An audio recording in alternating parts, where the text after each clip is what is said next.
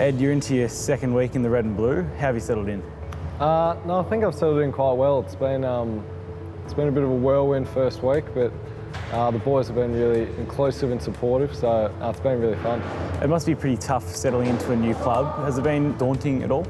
Not particularly, I haven't found. I think sort of now experiencing two AFL clubs, they're all pretty similar. There's a lot of subtle variations in sort of everything they do, but essentially at the end of the day, it's pretty similar to Freo where I was.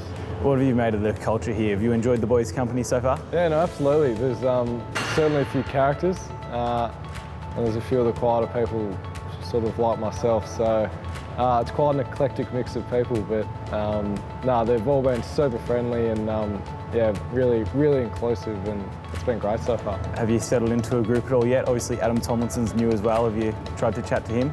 Yeah, naturally we've spoken a fair bit, just being in the same boat, but no, I've sort of kept to myself probably as much as possible, and I'm sure that'll naturally occur with time. And how have you found the workload so far? Has it been pretty tough out there on the track? Yeah, it has been pretty solid. It's they're certainly not easing us into pre-season, which is definitely good in the long run, I'm sure. But yeah, I think there's a few sore bodies floating around at the moment. You obviously weren't a part of the club last year, but can you tell there's a hunger in the boys to really push for success next season?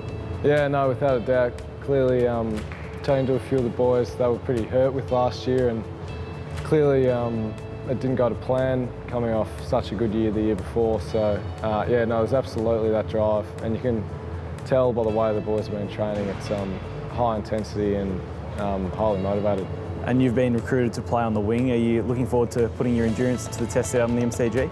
Yeah, no, absolutely. That's where I enjoy playing my football, so as long as I can play there and help the team, I'll be pretty happy. You spent some time overseas on your break. Can you talk us through how that was? Yeah, no, it was very fun. I spent pretty much the whole 10 weeks overseas, so I ended up doing a lot of flying, which I regretted when I came back because I was almost needed a holiday from my holiday.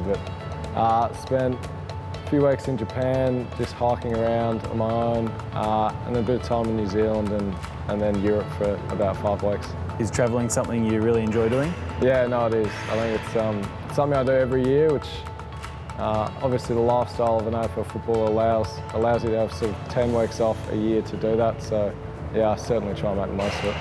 You've said you're not a massive football watcher. What are some of your hobbies away from footy?